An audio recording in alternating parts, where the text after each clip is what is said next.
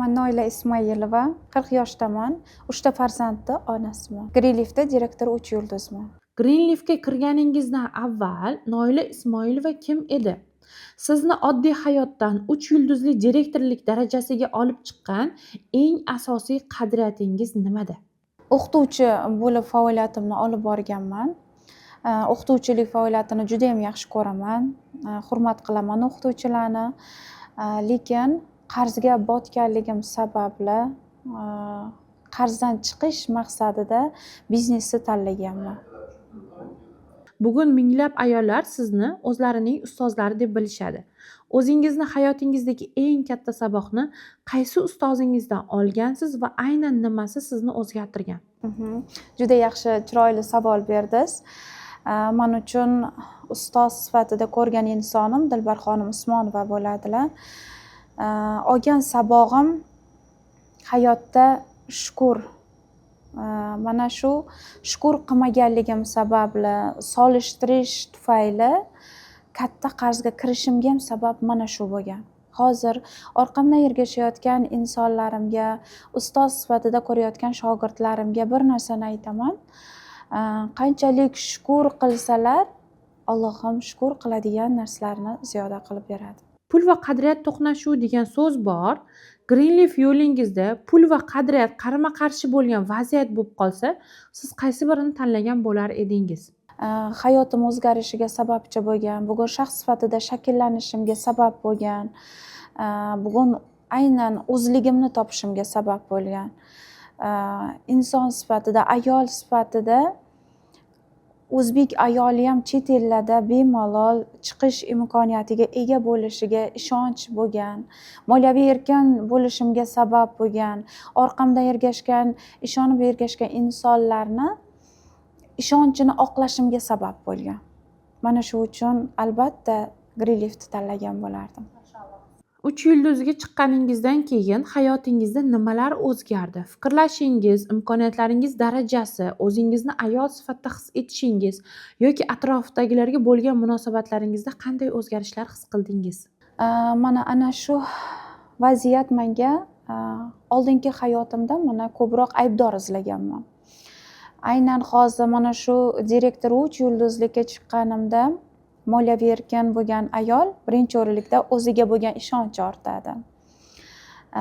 Undan tashqari dunyoga qarashi o'zgaradi, insonlarga bo'lgan qarash o'zgaradi, kelajakka bo'lgan ishonch o'zgaradi insonda.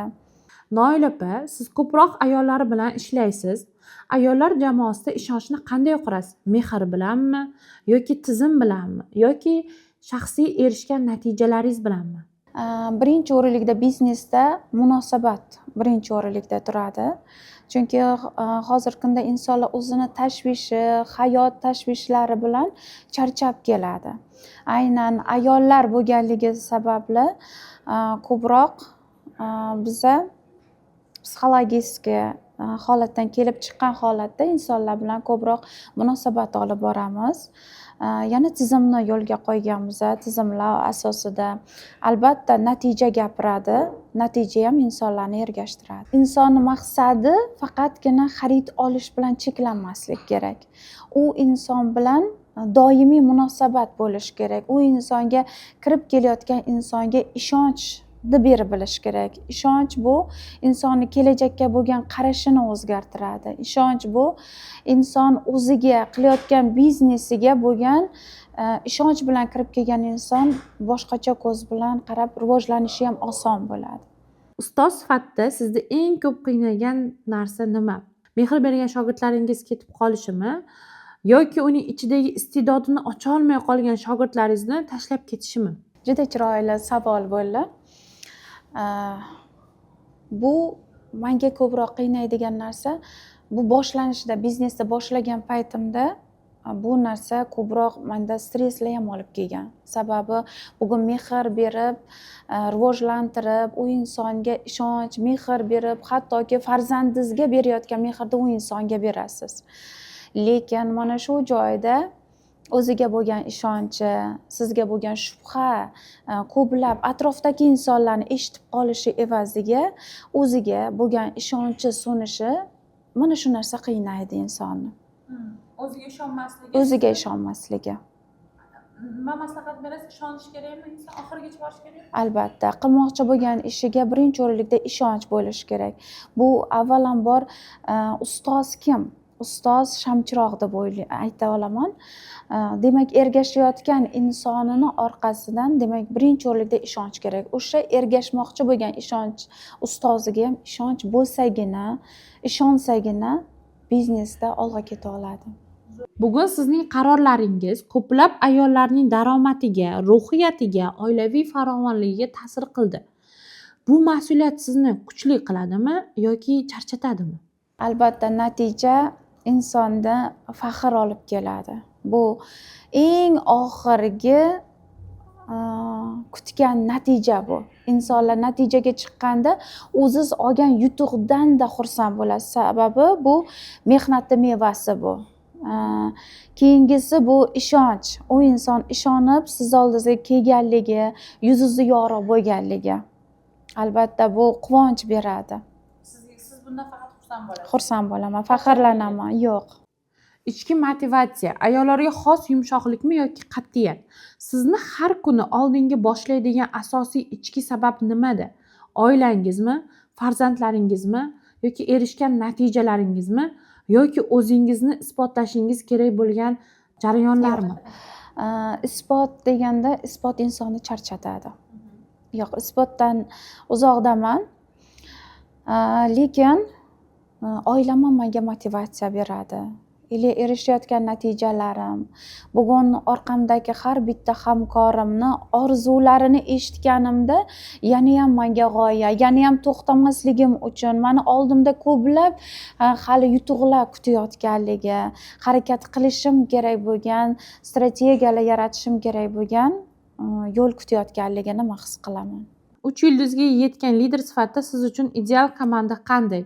Yuqori natija ko'rsatadigan professional insonlarmi yoki qadriyati to'g'ri, sadoqatli insonlarmi? Men o'ylayman qadriyat bu yerda muhimroq.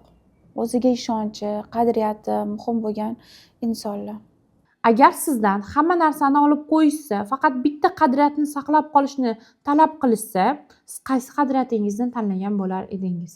Juda qiyinroq javobim. Albatta qadriyatimni.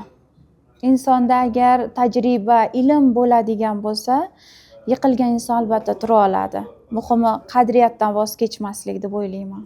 Ayollar biznesda eng ko'p oiladan, qarindoshlardan va eng yaqinlaridan qarshilikka duch kelishadi. Sizda ham bu holatlar juda ko'p bo'lgan deb eshitganman. Shuncha bosimlarga qaramay, qanday kuch bilan davom etdingiz va sizni ushlab turgan o'sha kuch nima? Hozirgi ayollarga nima maslahat berasiz? Juda ham o'rinli savol berdingiz.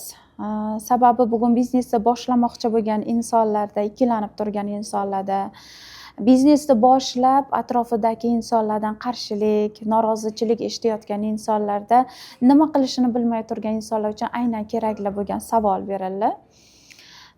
Men ayta olaman, menda ham bo'lgan bu holatlar. Men o'ylayman, biznesga kirib kelgan har bitta ayolda bo'ladi. Bu normal holat deb o'ylayman. Sababi u narsalar ham insonni rivojlantiradi. Agar keling bugun turmush o'rtog'idan yo yaqinlaringizdan o'sha qarshiliklar bo'lmaganda, balkim allaqachon to'xtatgan bo'larmidim deb o'ylayman.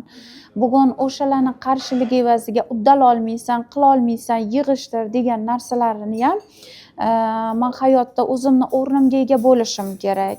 Meni ham farzandlarim faxrlanishi kerak. Bu hayotdan shunchaki izsiz ketishga haqqim yo'q degan narsa ham meni bu biznesda olg'a yurishimga sabab bo'lgan. Yo'qlar sizga motivatsiya bergan ekan. Albatta. Yo'qlar insonni rivojlantiradi.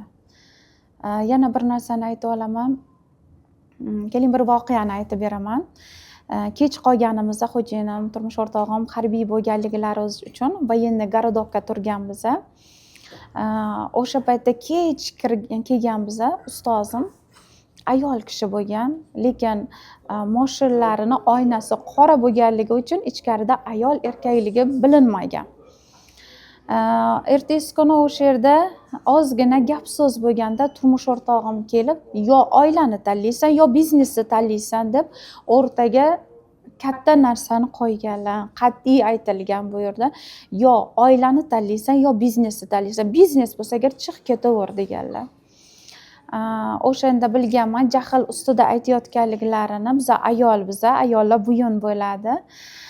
Mana shu yerda turmush o'rtog'imga bo'ldi dadasi, menga muhimi oilam deb ularni tinchitib, o'zlariga kelgandan keyin ayol sifatida, turmush o'rtoq sifatida ko'ngillaridan joy olib, albatta biznesda kelajagini ko'rsatib, menga imkon bering deb, yana biznesga qaytganman. 10 ta bilish savol beraman. Qisqa, o'ylanmasdan javoblar berasiz. Birinchi savolimiz: 3 yulduz orzu edimi yoki reja?